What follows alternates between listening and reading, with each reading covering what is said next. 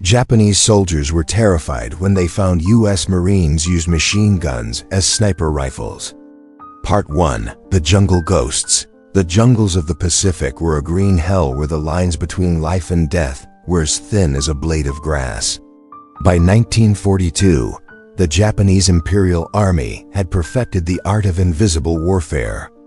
Their snipers would hide in the tops of palm trees or crawl into spider holes, picking off American Marines from hundreds of yards away with terrifying precision. For the Marines on the ground, the enemy was everywhere and nowhere. Every time they tried to move, a crack of a rifle would ring out and another man would fall. The standard American rifles were good, but they had a limit. If a Japanese sniper was hidden over 1,000 yards away, he was effectively invisible. He was safe, or so he thought.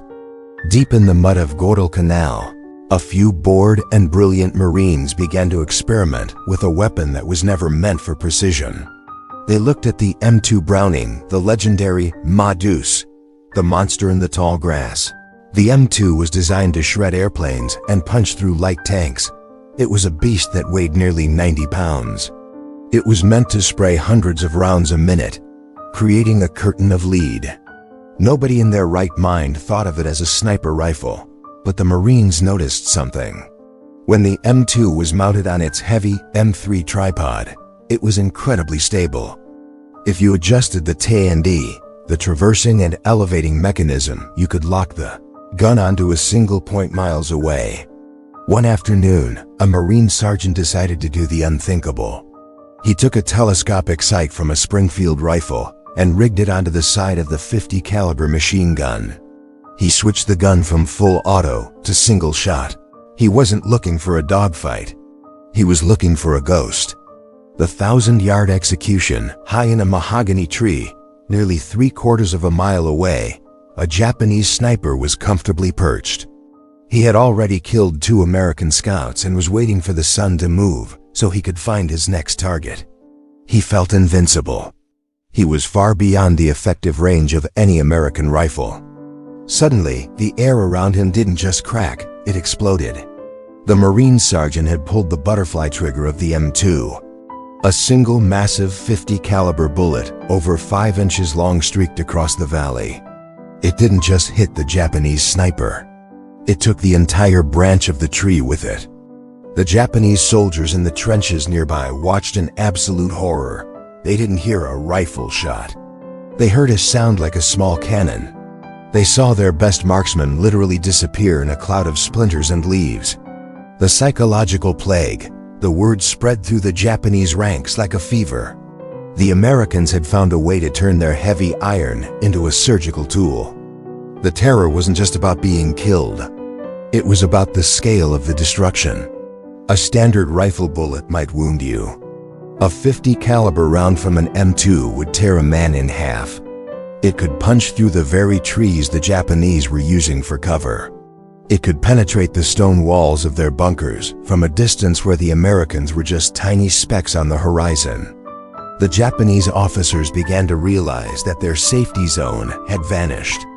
They were being hunted by a weapon that could see them before they could see it, and hit them with the force of a freight train. The birth of a legend. This was the beginning of a new kind of warfare. The Marines didn't just use machine guns as snipers once or twice. They began to build heavy sniper teams. They would spend hours calibrating their M2s, measuring the wind, and waiting for the perfect moment to strike. They were turning a weapon of mass destruction into a weapon of absolute precision. But as the Japanese began to adapt, the Marines had to go even further. They started to look for even bigger scopes, even longer ranges, and even more daring ways to use the Ma-Deuce to break the Japanese spirit. The jungle was no longer a hiding place. It was a shooting gallery, and the Marines had the biggest guns in the house. Part 2. The Ridges of Death. By the time the campaign reached the jagged ridges of Peleliu and the heights of Okinawa, the Japanese Imperial Army had changed their strategy. They had retreated into deep limestone caves and hidden bunkers, turning the landscape itself into a fortress. The Japanese officers felt a sense of security when they were behind their lines. They would stand on distant hills over a mile away from the American positions, using binoculars to coordinate their mortar fire. To them, the Marines were just tiny crawling ants in the distance. They believed they were far beyond the reach of any American small arm. They were dead wrong. The Ma-Deuce with an eye high on a reverse slope, a team of 3 Marines was working in silence. They weren't cleaning a rifle. They were calibrating a machine.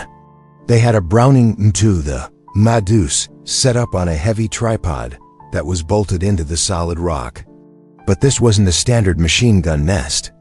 Mounted on top of the .50 caliber receiver was a long, thin tube of glass and steel, an 8-power Unertl telescopic sight, scavenged from a sniper's rifle and held in place by custom-made steel brackets. The Marine sniper didn't look through the scope with his eye pressed against it. Because of the massive recoil of the .50 caliber round, he sat back, his hands on the butterfly triggers, his eyes locked onto the distant ridge. The silent executioner. In the world of long-range shooting, distance creates a strange phenomenon. A .50 caliber bullet travels at nearly 3,000 feet per second. When a Marine pulled the trigger on a target a mile away, the bullet would hit its mark before the sound of the shot even reached the enemy's ears. The Japanese officer on the ridge never heard the crack of the rifle. 1 second, the officer was pointing at a map. The next second, there was a flash of red and a cloud of dust. The .50 caliber round, which was designed to punch through the engine blocks of trucks, didn't just stop at the officer. It went through him, through the rock behind him, and continued for another half-mile. The Japanese soldiers around him stood in stunned silence. There was no smoke. There was no sound of a nearby shooter. It was as if a bolt of lightning had fallen from a clear blue sky. Breaking the chain of command, this wasn't just about killing soldiers. It was about decapitating the enemy. The Marines realized that with the M2 sniper setup, they could target the brains of the Japanese army. They began to hunt for high-value targets. They looked for the glint of binoculars, the flash of a sword, or the presence of a radio antenna. Whenever a Japanese officer stepped out of a cave to survey the battlefield, he was entering a kill zone that stretched for over 2,000 yards. The Japanese soldiers became terrified to even look toward the American lines. They stopped wearing their rank insignias. They stopped standing up to give orders. The fear of the invisible cannon had paralyzed their leadership. The art of the dial, the secret to this incredible accuracy, was the traversing and elevating mechanism, or the T&D. Standard snipers had to worry about their shaking hands or their breathing. But the Marine machine gunner had a mechanical advantage. By turning the brass dials on the tripod, he could move the aim of the gun by a fraction of an inch at a time. If his first shot missed by a foot, he didn't have to guess. He would simply click the dial twice to the left and pull the trigger again. The heavy tripod kept the gun in the exact same spot, shot after shot. This was industrialized sniping. It was the marriage of American engineering and Marine Corps' grit. And as the battle for the islands intensified, the Japanese would find that not even the thickest stone walls could protect them from the sniper who fired a machine gun. The legend grows. As news of these long-range kills filtered back to the United States, the legend of the .50 caliber sniper began to take shape. It was a tactic born out of necessity, but it was becoming a nightmare for the enemy. But the Japanese were starting to learn. They were moving deeper into the shadows, and they were beginning to hunt for the men behind the big scopes. The hunter was about to become the hunted, as the Japanese sent their own elite spider hole snipers to find and destroy the American machine gun teams. The battle for the ridges was about to become a deadly game of hide and seek, where the loser wouldn't just be shot, they would be erased. Part 3. The Duel in the Shadows. By the middle of 1944, the Japanese Imperial Army was no longer a collection of passive victims. They had learned a hard, bloody lesson. The Americans had turned their heavy iron into a surgical blade. To survive, the Japanese had to eliminate the men behind the big glass sights. On the jagged white limestone ridges of Pololiu, a new kind of war began. It was a war of ghosts. The Japanese deployed their most elite marksman men trained to vanish into spider holes. Tiny, camouflaged pits where a soldier could sit for days without moving a single muscle. Their mission was specific: decapitate the machine. They weren't hunting privates. They were hunting the three-man teams operating the .50 caliber Brownings. They knew that if they could kill the man on the butterfly triggers, they could breathe again.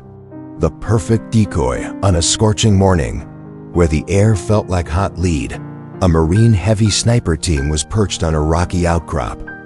They had already claimed 5 kills over the last 48 hours from a distance of 1,200 yards. But today, the jungle felt different. The silence was too heavy. The spotter, using high-powered binoculars, scanned the opposite ridge. He was looking for the tells, the tiny glint of a lens, a wisp of smoke, or the unnatural movement of a fern. Suddenly, a flash of movement appeared 800 yards away. An American helmet, a war trophy, popped up from behind a rock. It stayed there for a second, then vanished. The Marine gunner instinctively reached for the traversing dial to swing the heavy Me-2 toward the target. But his sergeant grabbed his shoulder. "Hold your fire," the sergeant whispered. "That's a bait." The Japanese were using American gear to lure the Marines into shooting. They wanted the Ma-deuce to bark so they could see the massive muzzle flash. They were waiting for the Americans to reveal themselves. The dance of death. 20 minutes passed. The Marines didn't move. Sweat stung their eyes, and the salt air began to fog their 8-power Unertl scope. Then, a tiny flicker of orange light erupted from a dead bush near the base of the hill. A 6.5mm round from a Japanese Arisaka rifle hissed past the Marine loader's ear, shattering against the rock wall behind them. 11 o'clock. 900 yards inside the rock cleft. The spotter barked. The Marine gunner didn't need to think. He operated the T&E mechanism with the precision of a watchmaker. 1 click, 2 clicks. The 90-pound machine gun shifted just a fraction of an inch. He didn't pull a trigger. He pressed the butterfly lie with his thumbs. Slow motion visual of a .50 caliber round leaving the barrel, creating a visible shockwave that bends the air around it. Unlike a standard rifle, a .50 caliber bullet doesn't just pass by. It creates a sonic boom that shatters the silence. The first round hit the edge of the Japanese sniper's rock, turning the limestone into a cloud of razor-sharp shrapnel. The Marine didn't wait to see the result. He knew the Japanese sniper would try to roll to a new position. He switched the Ma-deuce to a controlled burst, 3 rounds. Those massive bullets tore through the bush, through the dirt, and through the very rock the sniper thought was his shield. The sheer kinetic energy of the .50 caliber meant that a direct hit wasn't even necessary. The vacuum of air and the flying debris were enough to end the fight. Pure terror. When the other Japanese soldiers witnessed the power of that return fire, their fear turned into a primal horror. They realized that their spider holes, the fortifications they considered invisible and invulnerable, were nothing more than open graves. In the Japanese military, there was a belief that the Bushido spirit could overcome any weapon. But against a machine that could punch through a 20-inch hardwood tree from 15 football fields away, that spirit began to fracture. They began to call the American .50 caliber the death that knocks. Because every time a round hit a bunker, it sounded like a giant hammer from the underworld was smashing their protection to pieces. The wall-piercing technique. The Marine teams began to refine a new tactic: blind penetration. Using their high-powered optics, they would identify suspect areas, not just soldiers. If they saw a suspicious stack of logs or a thin rock wall that looked like a hideout, they would open fire. The heavy .50 caliber rounds, tipped with hardened steel or tungsten, would sail through the cover as if it were made of paper. One Marine veteran later recalled, "We didn't always need to see them. We just needed to know they were behind that wall." Ma-deuce did the rest. It was like erasing a mistake with a sledgehammer. This tactical shift proved a brutal truth of modern warfare. Superior technology, when wielded by a creative mind, turns every enemy advantage into a death trap. The legacy of the shadows. By the end of the engagement, the Marine team had eliminated 12 more Japanese snipers, destroyed 4 light machine gun nests, and neutralized an observation post. They had cleared an entire hillside without a single artillery shell being fired. This tactic saved hundreds of American lives in the valleys below. It changed the way the United States military viewed heavy weapons. The M2 Browning was no longer just a defensive tool. It was an offensive predator. But the Pacific was a vast graveyard, and on the next island, the Japanese would have new secrets. The Marines would have to find even bolder ways to use their big iron to keep the ghosts at bay. Part 4. The Night Hunters. When the sun dipped below the jagged horizon of the Pacific, the rules of engagement shifted. To the Japanese Imperial Army, the night was a sanctuary. It was their shield. They were the masters of invisible movement, using the pitch-black jungle to crawl within bayonet range of American foxholes.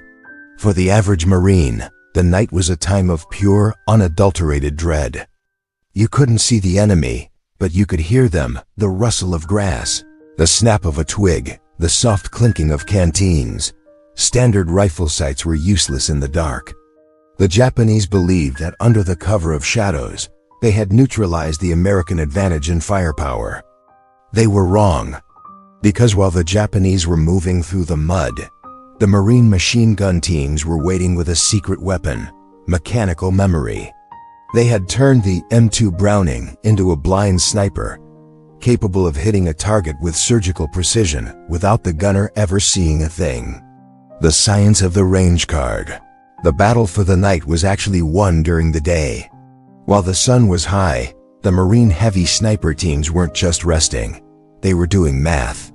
They used their 8-power Unertl scopes to map every square inch of the terrain in front of them. They identified choke points, the only paths a Japanese patrol could take through a swamp or up a ridge. They measured the exact distance to every large rock, every fallen tree, and every cave entrance. They recorded these numbers on range cards.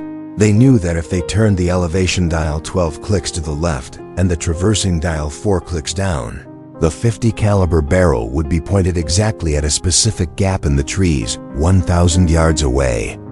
When night fell, they didn't need to see. They just needed to count the clicks. The flare and the hammer. The Japanese attack usually began with a single blood-curdling scream. Hundreds of men would surge forward in a banzai charge, hoping to overwhelm the Americans by sheer numbers and shock. In response, the American mortar teams would launch star shells, white phosphorus flares that drifted down on parachutes. For a few minutes, the battlefield was bathed in a ghostly flickering light. This was the moment the night hunters had been waiting for. The Marine gunner didn't spray the hillside with bullets. He wasn't interested in wasting ammo. He moved the Ma-Deuce to a pre-registered coordinate. He waited for a group of Japanese soldiers to reach a specific rock he had measured 5 hours earlier. Then, he squeezed the butterfly trigger. The 50 caliber rounds didn't just hit the enemy. They tore through the darkness like glowing spears of fire. One single shot could pass through 3 men and keep going. The Japanese were horrified to find that even in the chaos of a night charge, the Americans were picking off their leaders and NCOs with the accuracy of a daytime sniper. The ghost in the machine. The psychological impact on the Japanese soldiers was devastating. They began to believe the Americans had demonized night vision that could see through the very soul of the jungle. They couldn't understand how a machine gun located a mile away could find them in the dark after they had only moved a few feet. They didn't realize they were walking into a pre-calculated grid of death. Every time a flare went up, the Marine gunner adjusted his dials, and the invisible cannon spoke again. The Japanese called this the Iron Rain. It broke their morale. The confidence they felt in the night vanished, replaced by a paralyzing fear that at any moment, a massive 50 caliber round would find them, even if they were perfectly hidden in the shadows. The Sentinel of the Pacific. By the time the sun rose over the smoking remains of the battlefield, the night hunters would have hundreds of empty brass casings piled around their tripod. They had held the line not through luck, but through the cold, hard application of American engineering. They had taken a weapon built for the First World War and adapted it for a kind of precision warfare the world had never seen. The M2 Browning wasn't just a machine gun anymore. It was a sentinel. It was the reason thousands of Marines were able to sleep in their foxholes, knowing that the Ma-Deuce was awake, counting the clicks and watching the dark. The Pacific night no longer belonged to the shadows. It belonged to the Marines, their math, and the heavy iron that never missed. Part 5. The Unstoppable Force. By early 1945, the Japanese Imperial Army had abandoned the beaches. They had retreated deep into the volcanic rock of Iwo Jima and the limestone cliffs of Okinawa. They had built a world of shadows, miles of interconnected tunnels, reinforced concrete bunkers, and hidden artillery positions with steel doors. The Japanese commanders believed they had created an unbreakable defense. They assumed that American artillery was too clumsy to hit their tiny viewing slits, and that American infantry was too vulnerable to get close. But the Marines arrived with a tool they hadn't accounted for. They brought the Ma-Deuce back into the fight, not as a defensive weapon, but as a precision demolition hammer. They were about to show the Japanese that even 4 feet of reinforced concrete couldn't protect them from a Marine with a .50 caliber and a plan. The eye of the needle, the Japanese bunkers, were masterpieces of engineering. They featured narrow horizontal slits, just 6 inches wide, through which their machine guns could pour fire onto the advancing Marines. From a distance, these slits were almost impossible to see, let alone hit. The Marine heavy sniper teams took this as a challenge. They set up their M2 Brownings on stable ground, often over 1,000 yards away, well beyond the reach of the Japanese small arms fire. Through their 8-power Unertl scopes, the aperture of the Japanese bunker looked like a tiny black line. The Marine gunner didn't just fire at the bunker. He aimed for the eye of the needle, because the M2 was bolted to its heavy tripod. The gunner could walk his shots in with terrifying accuracy. One round would hit the concrete just below the slit. Click. One round just above. Click. The third round would go straight through the opening, traveling at twice the speed of sound. The meat grinder effect inside the cramped concrete bunker, the result of a .50 caliber round entering through the slit, was nothing short of a massacre. A standard rifle bullet might ricochet or hit one man, but a .50 caliber round, weighing nearly 500 grains and moving at supersonic speeds, carried so much kinetic energy that it would shatter when it hit the interior walls. It turned the inside of the bunker into a whirlwind of jagged lead and concrete shrapnel. The Japanese soldiers inside weren't just being shot. They were being pulverized by a weapon that was never supposed to be that accurate. One Marine team on Iwo Jima reportedly silenced 3 separate concrete pillboxes in a single hour, firing fewer than 20 rounds for each. They were sniping the heart of the Japanese defense. The concrete shredder on Okinawa, the Japanese began to use thick coral and limestone to reinforce their positions. They thought the natural density of the rock would absorb the American fire. The Marines responded by using armor-piercing incendiary rounds. These weren't just bullets. They were small, flying torches tipped with hardened steel. When a Marine heavy sniper team locked onto a limestone position, they would fire in slow, rhythmic intervals. The first 10 rounds would crack the outer layer of the rock. The next 10 would grind the limestone into white powder.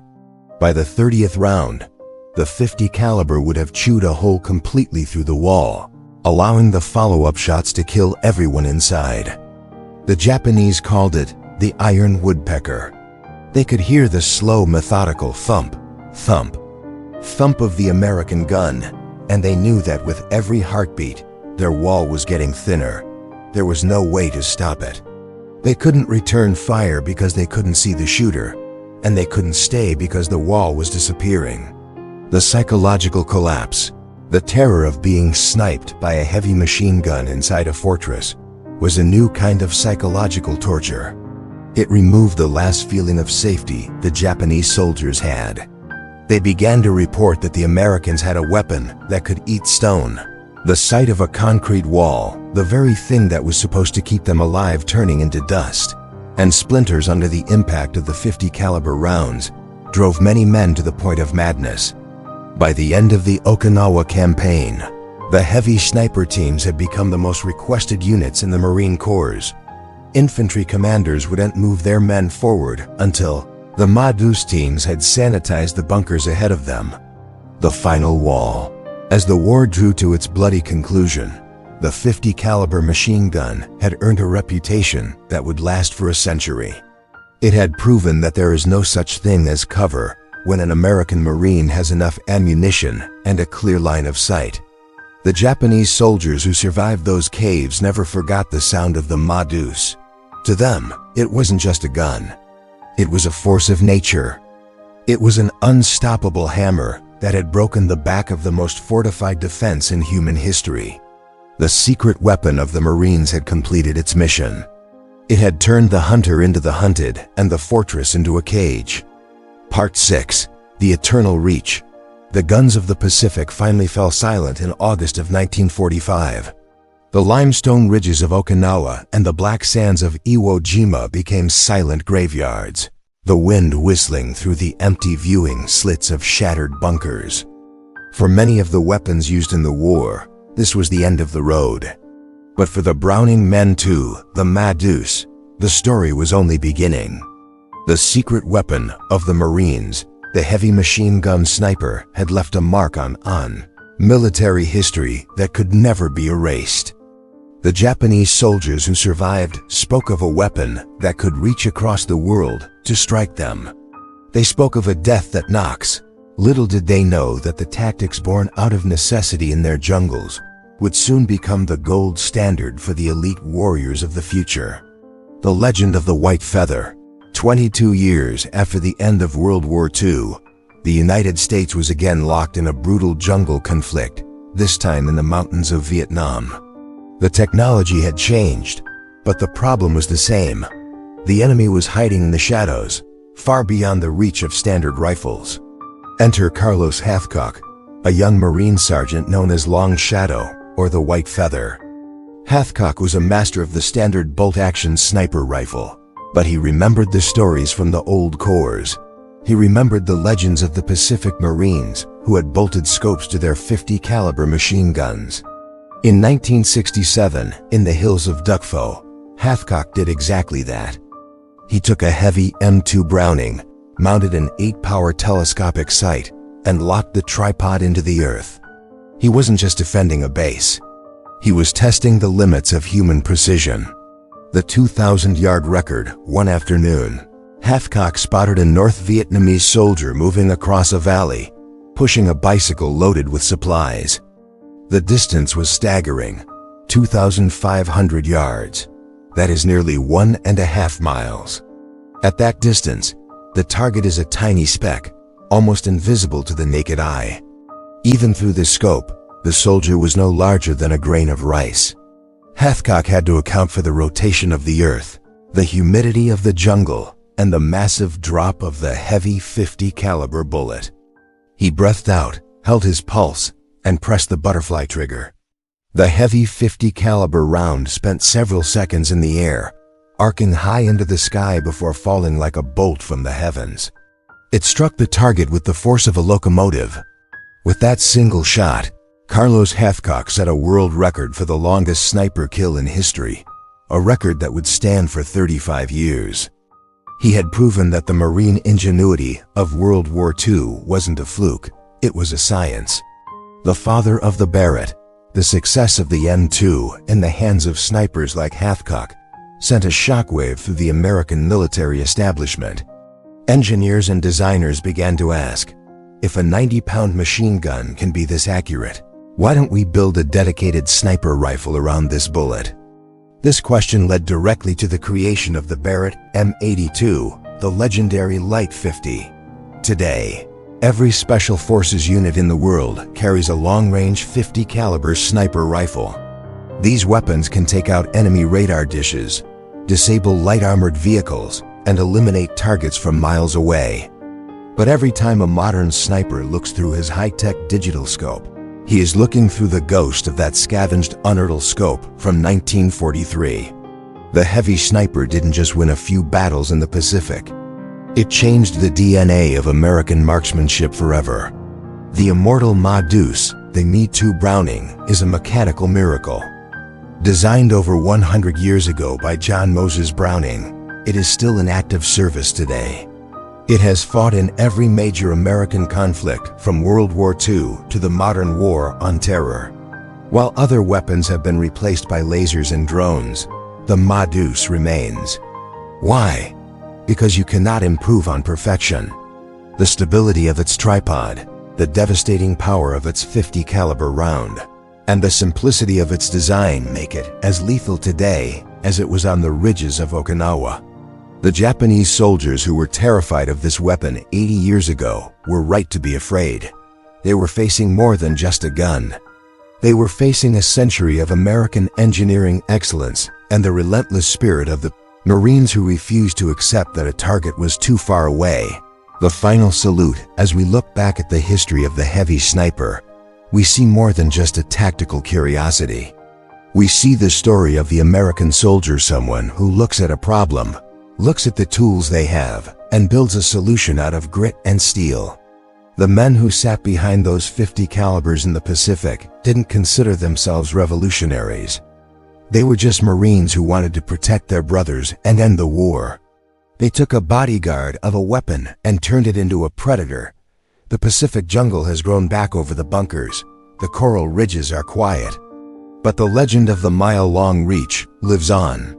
Whenever a target is too far, or a wall is too thick, or the night is too dark, the spirit of the Ma-Deuce is there watching, waiting, and ready to remind the world that there is no place to hide. The long reach of the Marine Corps is eternal.